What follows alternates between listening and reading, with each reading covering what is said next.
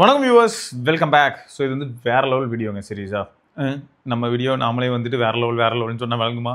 Correct தான். அப்படி தான் எல்லா பிராண்டும் என்னென்னா அவங்க ப்ராடக்ட்டை வேற லெவல்னு சொல்லுவாங்க.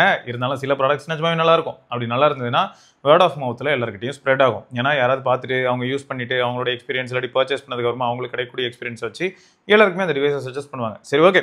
இந்த மாதிரியான சஜஷன் எந்த டிவைஸில் நடக்கலை அப்படின்னு பார்த்தா, இதுக்கு முன்னாடி மினி சீரிஸ் அப்படின்னு வரும்போது எல்லாருமே வந்து டிஸ்பிளே பெருசு ப்ளஸ் டிஸ்பிளே பேஸ்டு கண்டென்ட், அதாவது இந்த ஓடிடி பிளாட்ஃபார்ம் இந்த மாதிரியான விஷயங்கள்லேயே அதிக நேரங்களை செலவிடுறாங்க. அதுவும் முக்கியமாக பாருங்கள், இப்போ இன்ஸ்டாகிராமில் வந்து ரீல்ஸ் தள்ளுறதா இருக்கட்டும், இல்லாட்டி யூடியூப்ல ஷார்ட்ஸ் பார்க்குறதா இருக்கட்டும், இல்லாட்டி நார்மல் வீடியோஸ் பார்க்குறதா இருக்கட்டும். ஸோ இந்த மாதிரி எல்லாருமே வந்து டிஸ்பிளே பேஸ்டு கண்டென்ட்டை நோக்கி ஓடுறனால பெரிய டிஸ்பிளே தான் எல்லாருக்குமே ஃபேவரபுளாக இருக்குது அப்படிங்கிறது நமக்கு பச்சையாக தெரிஞ்சிருச்சு. இருந்தாலும் இன்னொரு செட் ஆஃப் ஆடியன்ஸ் இருக்காங்க, பட் அவங்க வந்து ரொம்பவே கம்மியாகிட்டே வராங்க. ஸோ அவங்க தான் என்ன ப்ரிஃபர் பண்ணுறாங்கன்னா குட்டி ஃபோன் ப்ரிஃபர் பண்ணுறாங்க. பட் இந்த குட்டி ஃபோன் ப்ரிஃபர் பண்ணுறவங்களுக்குலாம் என்ன பிரச்சனையாக மாறிச்சுன்னா, இப்போ சிலிக்கா கார்பெட் பேட்டரி இப்போ அவைலபிளாக இருக்கிறத விடுங்க, பட் முன்னே வந்து ஐஃபோன் 12 மினி இந்த மாதிரியான டைமில் வந்து செட் ஆகலை. பட் இப்போ சொல்லப்போனால் Xiaomi 17 அதுவும் நம்ம சேனலில் கவர் பண்ணியிருப்போம், வீடியோ வரும். ஸோ நான் வந்து ரிவ்யூ மாதிரிலாம் இல்லை, நான் ஷோ ஃப்ளோரில் போயிட்டு எக்ஸ்பீரியன்ஸ் ஜோனில் எக்ஸ்பீரியன்ஸ் பண்ணி பார்த்தேன். அதோட சாம்பிள்ஸ்லேருந்து எல்லாமே நீங்கள் பார்க்க முடியும். ஸோ Xiaomi 17 7000 mAh உங்களுக்கு 6.3 இன்ச் பேனல். ஸோ காம்பேக்டான ஃபோன் அப்படிங்கிற ஒரு அடிப்படையில் எடுத்து வைக்கும்போது, ப்ளஸ் அதே மாதிரி 200 கிராமுக்கு கீழே தான் வெயிட் இருக்குது. எப்பயுமே 180 கிராம் சம்திங் அந்த மாதிரி தான் இருக்குது. ஆனால் 7000 mAh பேட்டரிலாம் பேக் பண்ண ஆரம்பிச்சிட்டாங்க. ஸோ இந்த மாதிரியான நிறைய விஷயங்கள் நமக்கு வந்து இப்போ ஃபோன்ஸில் நடக்குது. ஸோ இப்போ இந்த மாதிரியான அட்வான்ஸ் டெக்னாலஜிஸ் இருக்கும்போது பேட்டரி ரிலேட்டடாகவும் சரி, ப்ளஸ் நம்ம காம்பனன்ஸும் பாருங்கள் இடம் எவ்வளோ கம்மியாக இருக்குதுன்னு ஐஃபோனோட ஏர் பார்த்துருப்பீங்க. ஸோ இந்த மாதிரியான எல்லா அட்வான்ஸ்மெண்ட்டும் ஒன்று சேர்ந்தா நம்ம இப்போ என்ன பண்ண முடியும்னா, கொஞ்சம் தின்னான ஃபோனு, கொஞ்சம் குட்டியான ஃபோனு, ப்ளஸ் அதே சமயம் கொஞ்சம் பேட்டரியும் பெட்டராகவே அதில் ஸ்குவீஸ் பண்ணி, ஏன்னா போர்டு எல்லாத்துக்குமே இடம் கம்மியாக எடுக்க போகுது அப்படின்னும் போது மாஸ் பண்ணலாம். பட் இது கொஞ்சம் டைம் எடுக்கலாம். பட் சில சமயங்களில் நம்ம எக்ஸ்பெரிமெண்ட் வந்து தப்பாகவும் போய் முடியலாம் அப்படிங்கிறதுக்கு ஒரு சில டேட்டா இருக்குது. எப்படின்னா, இப்போ S25 Edge வரும்போது அதில் 3900 mAh பேட்டரி அப்படின்னு சொன்னாலும் சரி, 3700 mAhன்னு சொன்னாலும் சரி, இல்லை 3300 mAhன்னு சொன்னாலும் சரி, எப்படியா இருந்தாலும் சரி, அது வந்து தின் ஃபோன் அப்படிங்கிற அடிப்படையில் தான் அதை ப்ரொமோட் பண்ண போகிறாங்க. பட் பேட்டரி கெப்பாசிட்டி கம்மியாக இருக்கிறனால அதுக்கிட்ட எதுவுமே யாருமே ஒதுங்க போகிறது கிடையாது. ஏன்னா மார்க்கெட்டில் வந்து இப்போ நம்ம 15,000 14,000க்கு வாங்கக்கூடிய டிவைஸ்லேயே 7000 mAh பேட்டரி பார்க்க முடியுது. டீல் டைம்லலாம் 12,000 11,000க்குலாம் வந்து இந்த மாதிரியான டிவைஸ் வருது. ஸோ அப்போ என்ன ஆகுது, மக்கள் மனசில் என்ன வருது அப்படின்னு பார்த்தா, இப்போது சைனாவில் வந்து சிலிக்கா கார்பெட் பேட்டரி ரொம்பவே காமனாக இருக்கும்போது சாம்சங் மட்டும் இந்த மாதிரி ஜோக் பண்ணால் 1,10,000 கொடுத்து நான் வாங்குற டிவைஸில் பேட்டரியே நிற்காதான், ப்ளஸ் நிறைய லிமிடேஷன்ஸும் இருக்குமா, அப்புறம் ஏன் அதை வாங்கணும்? ஸோ இந்த மாதிரியான ஒரு சில பிரச்சனைகள் போயிட்டு இருந்தது. சரி, ஃபஸ்ட்டு நம்ம வந்து விஷயத்துக்கு போவோம், அதாவது டேட்டா. ஸோ நிறைய பேர் வந்து ட்விட்டரில் அனல் பறக்க விவாதம் பண்ணிகிட்டு இருந்தாங்க. சாம்சங் வந்து ஏன் அப்படி பண்ணுறாங்க, சாம்சங் வந்து நிறைய சொதப்புறாங்க. எக்ஸாம்பிளுக்கு சொன்னால், இப்போது நீங்கள் பார்த்துருப்பீங்க, நிறைய பேர் இந்த இன்ஃபர்மேஷன் பார்த்துருப்பீங்க, S26 Edge அப்படிங்கிறது இருக்க போகிறது கிடையாது. ஸோ S25 Edgeோட நிற்க போகுது. ஸோ Edge சீரிஸ் கிடையாது. ஸோ அப்போ ப்ளஸ்ஸை தூக்குறதா பேச்சடி பட்டுச்சு இல்லையா? அப்போ ப்ளஸ்ஸை தூக்க போகிறது கிடையாது. ஸோ முன்னே நம்ம கெஸ் பண்ணிட்டு இருந்தது என்னன்னா, S25 Edge வந்ததுனால இப்போ S26ல Edge வரும். ஸோ அப்போ ப்ளஸ் அப்படிங்கிற ஒரு விஷயம் இல்லாதனால S26 FE அப்படின்னு சொல்லி ஒன்று வரும் அப்படின்னு நம்ம நினச்சிட்டு இருந்தோம். பட் அப்படிலாம் இல்லை. ஸோ இந்த இடத்துல என்ன ஆகுது, மொத்தம் ஸ்வாஹா எட்ஜை காவு கொடுக்க போகிறாங்க. ஸோ அப்போ என்ன ஆக போகுது, இவ்வளோ நாளாக வந்து பிளான் இப்படி போயிட்டு இருக்கும்போது அவங்களுக்கு எட்ஜ் விற்கலை. ஆக்சுவலாக டேட்டாலாம் வந்து நிறைய பேர் ஷேர் பண்ணிட்டு இருந்தாங்க. இந்த ஜூகான் அப்படிங்கிற இந்த ஐடியிலையும் நீங்கள் போய் செக் பண்ணி பார்க்கலாம். அவர் வந்து எக்ஸ்க்ளூசிவ் போட்டு not selling well at all, Samsung is discontinuing ultra slim Galaxy Edge lineup. So same I am expecting when it comes to Apple as well. ஆப்பிளோட ஏரும் அந்தளவுக்கு விற்குமா அப்படின்னு கேட்டால் விற்குது. ஆனால் வாங்குற எல்லாருக்குமே அது திருப்திகரமாக இருக்கான்னு கேட்டால் அது என்னன்னு தெரிஞ்சு அதில் பேட்டரி நிற்குமா நிற்காதா, ப்ளஸ் அது இவ்வளோ தின்னாக இருக்குது, யூஸ் பண்ணும்போது எப்படி இருக்கும், கம்ஃபர்டபுளாக இருக்குமா இருக்காதா. ஸோ இது எல்லாமே புரிஞ்சு, ப்ளஸ் டைட்டானியம் அலுமினியமில் டிசிபேட் ஆகிற அளவுக்கு கூட ஹீட் டிசிபேட் ஆகாமல் ஒரே இடத்துல வந்து ஒரே இடத்துலேயே ஹீட் ஜென்ரேட் ஆகி, ஸோ எக்ஸாம்பிளுக்கு சொல்லணும்னா டாப் போர்ஷனில் தான் உங்களுக்கு மொத்தமாக எல்லா காம்பனன்ஸும் இருக்குது, அந்த ஏரியா மட்டுமே ஹீட் ஆகி அங்கேருந்து ஹீட் எங்கேயுமே கண்டக்ட் ஆக மாட்டேங்குது. அப்போ என்ன ஆகுது, டிவைஸ் வந்து அந்த டாப்லேயே மட்டும் இன்டென்சிவான டாஸ்க் கொடுக்கும்போது ஹீட் ஆகுது. அப்போ இதனாலே வந்து என்ன ஆகுதுன்னா யூசபிலிட்டி அந்தளவுக்கு நல்லா இல்லை. ஸோ இது இதில் ஏரில். ஸோ அப்போ ஏரோட ப்ரைஸும் வந்து ட்ராப் ஆகிறதுக்கான பாசிபிலிட்டிஸ் இருக்குது. அண்ட் ஏர் வந்து பெரிய அளவில் சேல் ஆகாமல் போகிறதுக்கான பாசிபிலிட்டி இருக்குது. ஸோ இந்த மாதிரியான அடிப்படையை எடுத்து வைக்கும்போது அப்போ ஏர் வராமல் போகிறதுக்கான பாசிபிலிட்டியும் இருக்குது. ஃபியூச்சரில் ஏர் இல்லாமல் போகிறதுக்கான சான்சஸ் இருக்குது. ஸோ இதெல்லாம் தாங்க டேட்டா. ஸோ அப்படி இருக்கும்போது இப்போ இங்கே பாருங்களேன், சாம்சங் எலக்ட்ரானிக்ஸ் வந்து திடீர்னு டிசைட் பண்ணிட்டாங்க, இந்த மாதிரி அல்ட்ரா சிம் லைனப் வந்து அவங்களோட இந்த எட்ஜ் சீரிஸை டிஸ்கன்டினியூ பண்ணிட்டு மறுபடியும் ப்ளஸ்ஸே கொண்டு வந்துடலான்னு சொல்லிட்டு. இப்போ ப்ளஸ்ஸே கொண்டு வந்துடலான்னு சொல்கிறதுல பிரச்சனை இல்லை, ப்ளஸ் அல்ட்ரா ரெண்டுமே இருக்க போகிறது உறுதி ஆயிடுச்சா. இப்போ S26 Pro அப்படின்னு சொல்லிட்டு நம்ம இவ்வளோ நாளாக பார்த்துட்டு இருந்தோம். அப்போ S26 Proவா இல்லை S26ஆ? ஸோ இது ஒரு கேள்வி.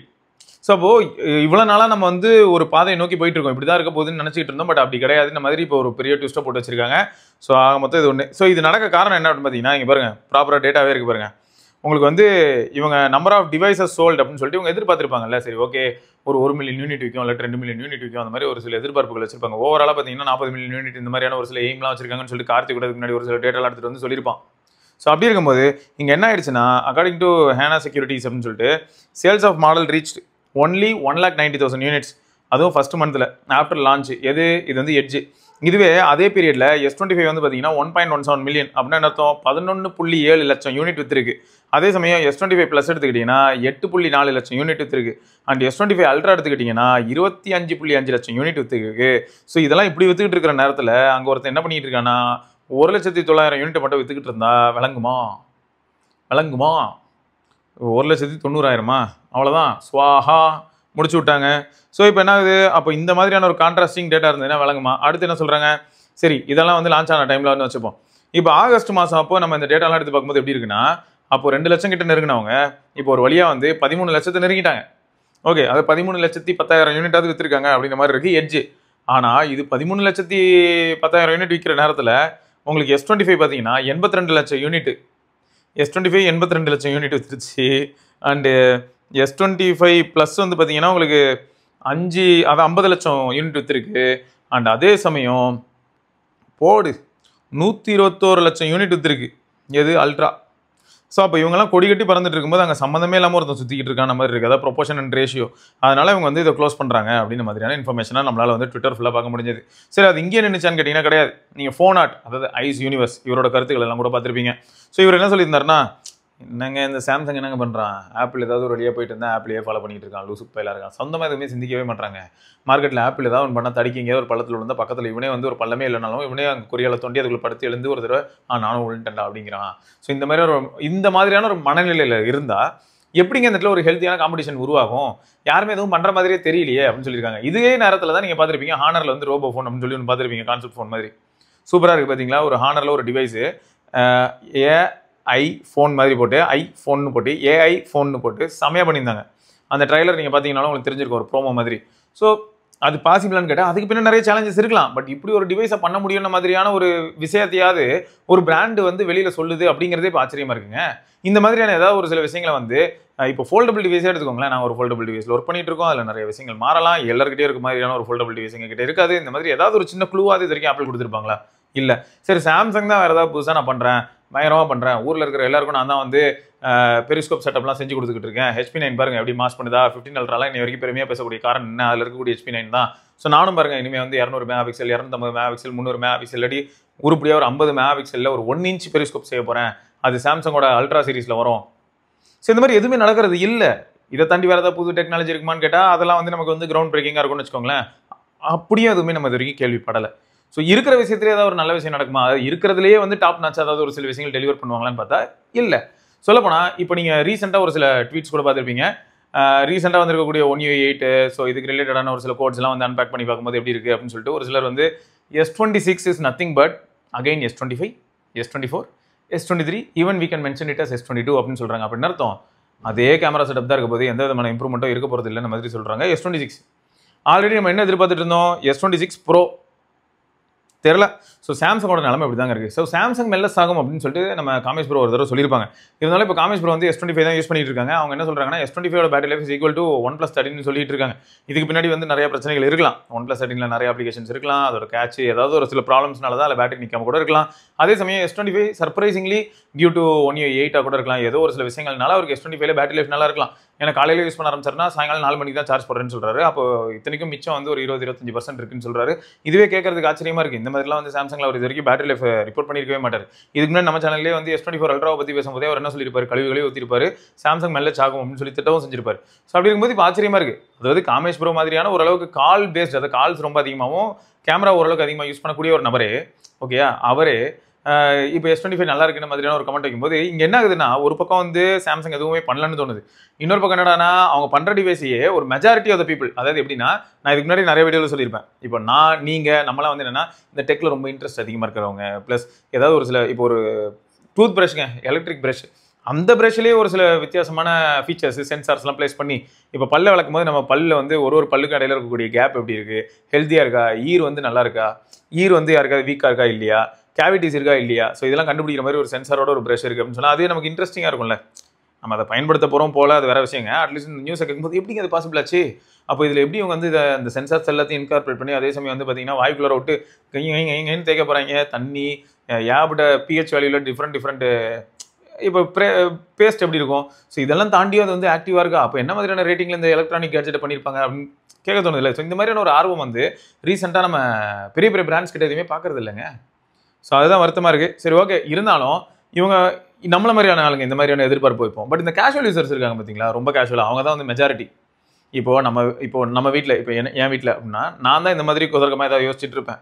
என்னை தாண்டி இருக்கக்கூடிய மீதி அடல்ட்ஸ் எல்லாருமே எதையாவது ஒன்று வாங்கி கொடுத்து அதை யூஸ் பண்ணிட்டு போயிட்டே இருப்பாங்க இல்லையா. அவங்களுக்கே வந்து ஒரு சில ரெக்குயர்மெண்ட் இருக்கும். இன்டர்நெட்டில் அங்கங்கே போயிட்டு ரொம்ப அவங்களுக்கு என்ன தெரிஞ்சிருக்கோம்னா ஐஃபோன் தான் இருக்கலே பெஸ்ட்டுன்னு நிறைய பேர் பேசிக்கிறாங்க. அப்போ ஐஃபோன் தான் இருக்கலே சூப்பர், எனக்கு ஒரு ஐஃபோன் வாங்கி கொடுப்பான்னு சொல்லலாம். ஐஃபோனில் வந்து யாரையுமே ஹேக் பண்ண முடியாதமேப்பா, ஐஃபோன் இருந்ததுன்னா என்னை யாருமே ஏமாற்ற முடியாதமேப்பா, இந்த மாதிரி ஸ்பேம் கால்லாம் வந்து கூட நம்மளை எதுவுமே பண்ண முடியாதமேப்பா, இப்பெல்லாம் நான் இன்டர்நெட்டில் பார்த்தேன்ப்பா அப்படின்னு சொல்லி நம்மகிட்ட கேட்க வாய்ப்பு இருக்குது. நம்மளோட புரிதல் வேறு மாதிரி இருக்கும், நம்ம வந்து பார்க்குற கண்ணோட்டமே வேறு மாதிரி இருக்கும். பட் ஜென்ரல் கன்சியூமர் பார்க்குறது எப்படி இருக்கு பாருங்கன்றேன்.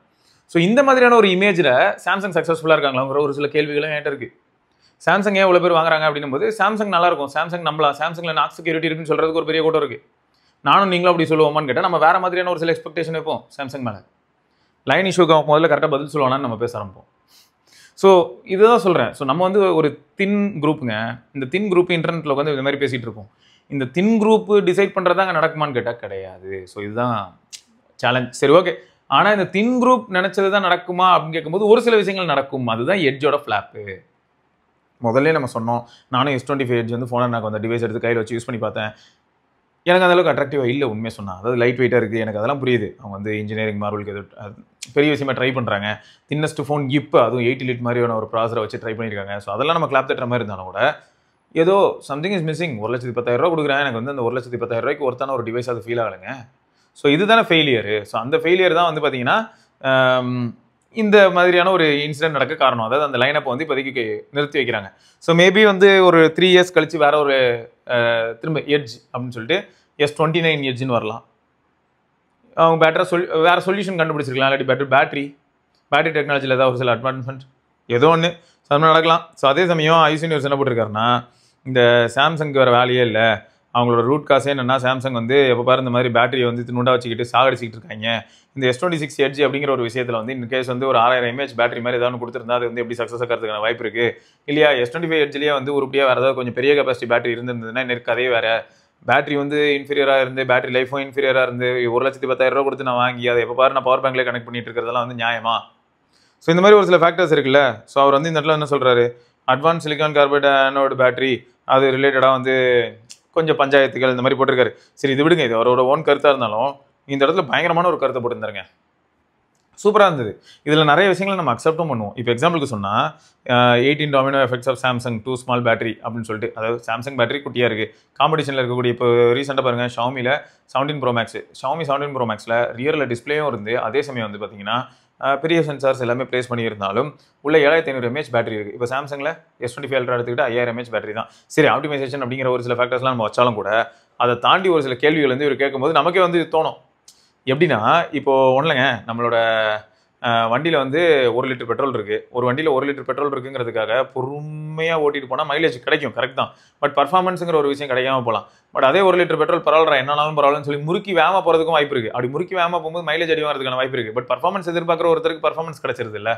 ஸோ இங்கே ப்ராப்ளம் என்னன்னா, இப்போ டேங்க் கெப்பாசிட்டி இன்க்ரீஸ் பண்ணணும். டேங்க் கெப்பாசிட்டி இன்க்ரீஸ் பண்ணுறது மட்டும் இல்லாமல் அதில் ஃபியூவல் கொஞ்சம் அதிகமாக இருந்ததுன்னா ஜாலியாக இஷ்டத்துக்கு முறுக்கிட்டு போகலாம் இல்லையா. ஸோ இதை தான் இந்த இடத்துல வந்து ஒரு சில பாயிண்ட்ஸில் சொல்லியிருப்பாரு. அது எனக்கு ரொம்ப பிடிச்சிருந்தது. அது நம்ம யோசிக்க வேண்டிய விஷயமும் கூட. இப்போது 8000 mAh இருக்குது ப்ரோ ஒரு ஃபோனில், ஆனால் பர்ஃபார்மன்ஸே அதாவது எப்படி சொல்கிறோம், 6000 mAh இருக்கிற ஃபோனில் எனக்கு பேட்டரி நிற்கல, 7500 mAh இருக்கிற ஃபோனில் எனக்கு பேட்டரி நிற்கல அப்படின்னு சொல்லி நம்ம சில சமயங்களில் கம்ப்ளைண்ட் பண்ணுவோம். பேட்டரி நிற்கலங்கிறத நம்ம எந்த அடிப்படையில் சொல்கிறோம்னா, 5000 mAh இருக்கிற ஃபோனில் எனக்கு வந்து பேட்டரி லைஃப் வந்து 5 மணி நேரம் எஸ்ஓடி வந்தது, அப்போ 7000 mAh இருக்கிற ஃபோனில் எனக்கு 7 மணி நேரம் வரணும்ல, ஏன் வரல அப்படின்னு கேட்பாங்க. ஸோ அதுக்கான ஒரு சில கான்டெக்ட்டையும் அதில் டெலிவர் பண்ணது எனக்கு பிடிச்சிருந்தது. எப்படின்னா இப்போ ஃபஸ்ட் எடுத்ததுமே பாருங்களேன், don't blame Samsung for not trying, it's just being strangled by its own battery அப்படின்னு சொல்லியிருக்காரு. என்னன்னா ஸ்மால் பேட்டரி, அதனால் என்ன இது கிரிப்பிள்டு பர்ஃபார்மன்ஸு. அப்போ பேட்டரி கெப்பாசிட்டி கம்மி. சரி இப்போ பேட்டரி கெப்பாசிட்டி கம்மி, நான் வந்து என்கிட்ட இருக்கக்கூடிய 80 லிட்டர் ப்ராசரை இருக்கலே மேக்ஸுக்கு புஷ் பண்ணணும்னு நினச்சா, அப்போ சிபியூவோட மேக்ஸை போய் தொட்டுக்கிட்டு இருக்கும்போது அப்போ என்ன ஆகுது, அந்த லோட் அச்சீவ் பண்ணுறதுக்கு அதுக்கு அதிகமான தீனி வேணும். அந்த தீனிங்கிறது பேட்டரியிலேருந்து தான் கிடைக்க போகுது. ஸோ அப்போ அந்த பேட்டரியிலேருந்து அந்த மாதிரியான கன்சிஸ்டண்ட்டாக தீனி கொடுத்தீங்கன்னா பேட்டரி லைஃப் என்ன ஆகிடும், படுத்து தூங்கிடும். ஸோ இதுதான் இங்கே ட்விஸ்ட்டு. அப்போ என்ன பண்ணுறான் இவன் வந்து உடனே த்ராட்டில் பண்ணி பேட்டரி வாங்க மாட்டேன் ஆயிடுச்சுன்னா என்ன பண்ணுறது. அதுக்கும் நம்மள தானே அடிப்பாங்க அப்படின்னு சொல்லி பர்ஃபார்மன்ஸ் த்ராட்டில் பண்ணி பண்ணுறாங்க.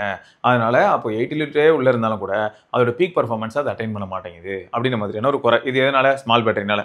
அது ஸ்மால் பேட்டரி இங்கே பாருங்களேன், வாட்டர் டவுன் அனிமேஷனு என்னன்னா அனிமேஷன் வந்து இருக்கிறதுலேயே ஸ்மூத்தாக இப்போ எல்லாருமே பண்ணுறாங்க. அண்டு சாம்சங்லேயே அனிமேஷன் நல்லா தான் இருக்குது. ஏன்னா இவரே வந்து ஒரு சில ட்வீட் போட்டிருப்பாரு, இந்த மாதிரி 1UI 7 வந்ததுக்கப்புறம் பாருங்க குட் லாக்ல வேறு லெவலில் ஆப்ஷன்லாம் கொடுத்துருக்காங்க, அனிமேஷன் நம்மளே ஸ்கேல் பண்ணிக்கலாம், 1UI 8 பாருங்க இன்னும் வேறு லெவலில் இருக்குது, 1UI 8.5 இன்னும் தலையில் இருக்குது அப்படின்னு சொல்லி ட்வீட் போட்ட ஆள் தான்.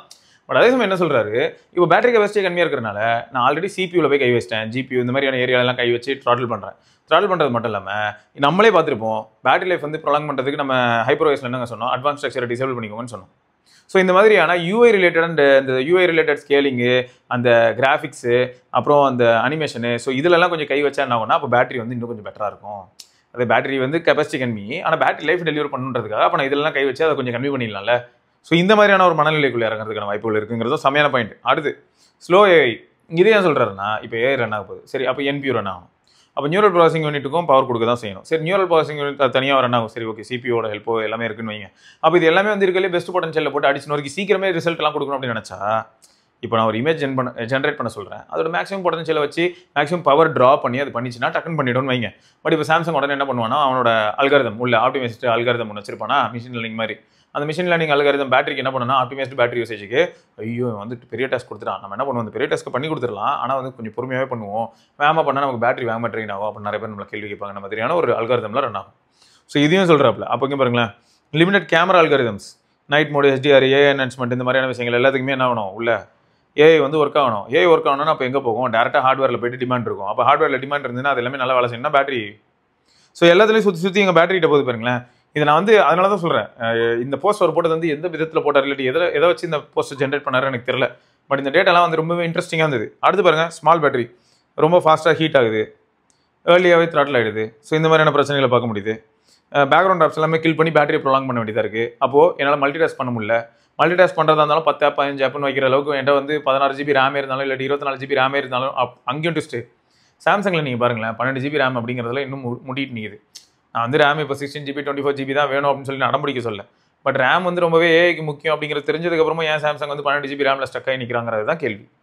ஸோ அப்போ அந்த இடத்துல வந்து ரேம் வேறு ஏதாவது ஒரு சில ஸ்டிக்கோ லேட்டஸ்ட் ரேம் பவர் எஃபிஷியண்டாக இருக்கும்னு சொன்னாலும் கூட அப்போ அதுக்கேற்ற மாதிரி பர்ஃபார்மன்ஸ் அதிகமாக தான் இருக்க போகுதுன்றது தான் ஒரு ஃபேக்ட்.